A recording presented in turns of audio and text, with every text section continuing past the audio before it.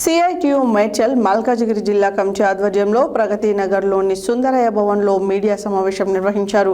ఈ సమావేశంలో సిఐటియు జిల్లా ప్రధాన కార్యదర్శి ఏ అశోక్ మాట్లాడుతూ మేడ్చల్ మల్కాజిగిరి జిల్లా పరిధిలోని అన్ని పారిశ్రామిక ప్రాంతాల్లో పనిచేస్తున్న కార్మికులకు రాష్ట్ర ప్రభుత్వం నిర్ణయించిన కనీస వేతనాలను తక్షణమే అమలు చేయాలని డిమాండ్ చేశారు.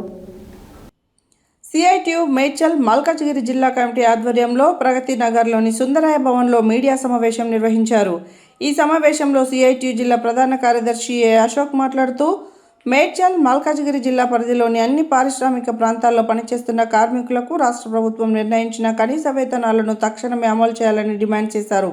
కార్మికులకు చట్టబద్ధంగా కల్పించాల్సిన ఈఎస్ఐ, పిఎఫ్, బోనస్ సెలవులు, భద్రతా పరికరాలు తదితర అన్ని సౌకర్యాలను ప్రతి యాజమాన్యం తప్పనిసరిగా అమలు చేయాలని కోరారు.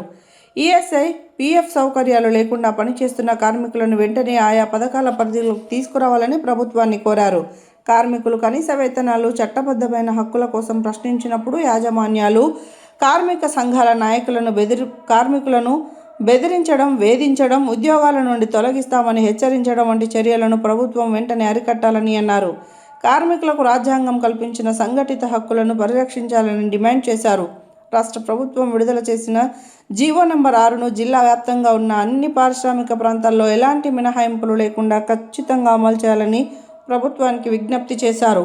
కార్మిక చట్టాలను ఉల్లంఘిస్తున్న యాజమాన్యాలపై కార్మిక శాఖ అధికారులు కఠిన చర్యలు తీసుకోవాలని కోరారు.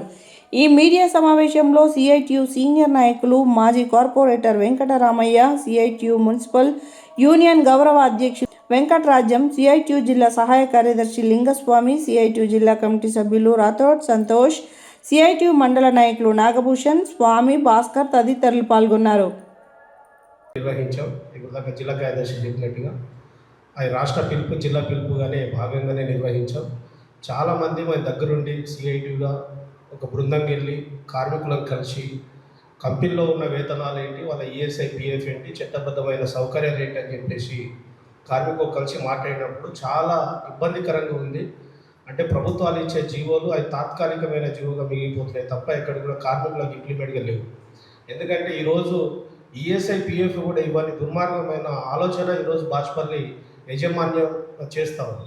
ఎందుకంటే ఈ లేబర్ ఆఫీస్ సంబంధించింది అన్ని సౌకర్యాలు ఇవ్వాలి, లేబర్స్ ఎవరు కూడా ఇబ్బంది పెట్టవద్దు, కనీస వేతనాలు అది జీవో ఇంప్లిమెంట్ చేసిన విధంగా ఇవ్వాలని చెప్పేసి ఈరోజు చెప్తా ఉంటే, ఈరోజు అలీఫ్ ఇండస్ట్రియల్ ఏరియా కావచ్చు, బాజ్పల్లి ఇండస్ట్రియల్ ఏరియా కావచ్చు, ఎవరు కూడా జీవోని ఇంప్లిమెంట్ చేయట్లేదు. జీవో ప్రకారం ఏ కార్మికుడు కూడా వేతనం ఇవ్వట్లేదు. ఈరోజు వేతనాలు చూస్తే 7,000 నుంచి మొదలు పెడితే 16,000 ఇవ్వాలని చెప్పి ఇప్పటికీ జిల్లా కార్యదర్శి గారు మాట్లాడేటప్పుడు చెప్పారు. రాష్ట్ర ప్రభుత్వం సంబంధించి విడుదల చేసిన జీవో ప్రకారం ఆ 6 నంబర్ జీవో ప్రకారం ఇవ్వాలి, అది ఇంప్లిమెంట్ చేయాలని చెప్పేసి కూడా ఈరోజు కార్మికులకు అవగాహన సదస్సులు అవగాహన ఉండాలని చెప్పేసి కూడా ఆ రకంగా దాదాపు పాంప్లెట్ కూడా ఇవ్వడం జరిగింది. ఆ రకంగా యజమానులందరూ చూసుకుంటే ఈరోజు సిఐటి ఈరోజు కార్మికులను చైతన్యం చేసే భాగంగా ఉందని చెప్పేసి ఈరోజు యజమానులు సిఐటిని బెదిరించే ప్రయత్నం చేస్తూ ఉన్నారు.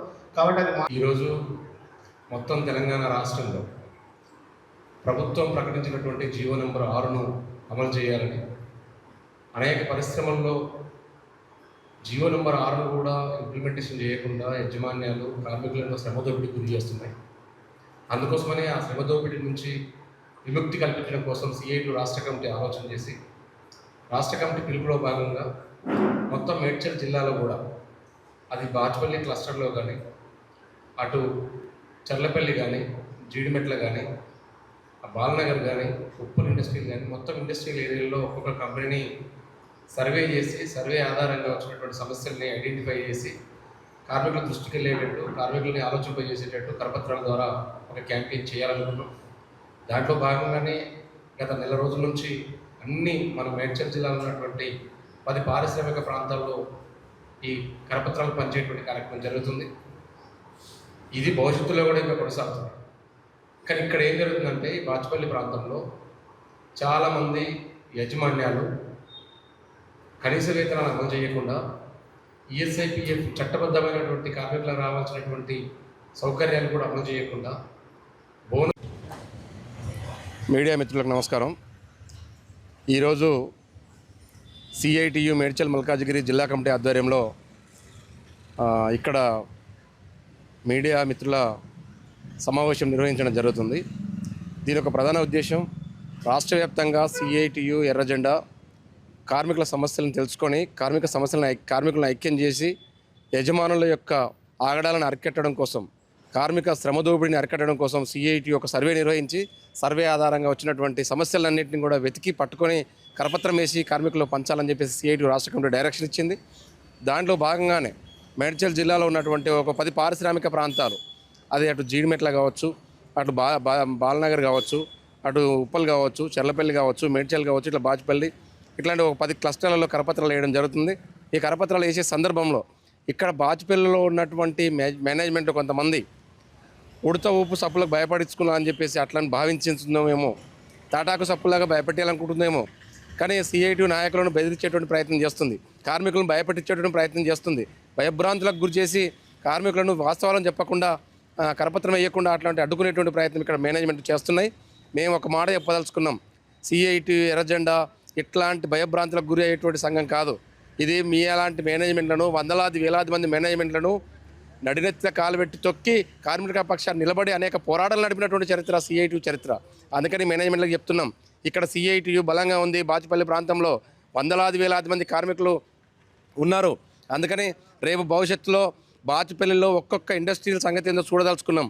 ఎవడు ఏ పరిశ్రమలో ఏముందో ఏం లేదో, ఈఎస్ఐ ఎంత అమలు చేస్తున్నారో, పిఎఫ్ అమలు చేస్తున్నారా లేదా, బోనస్ ఇస్తున్నారా లేదా, వీక్లీ ఆఫ్లు ఇస్తున్నారా లేదా, కనీస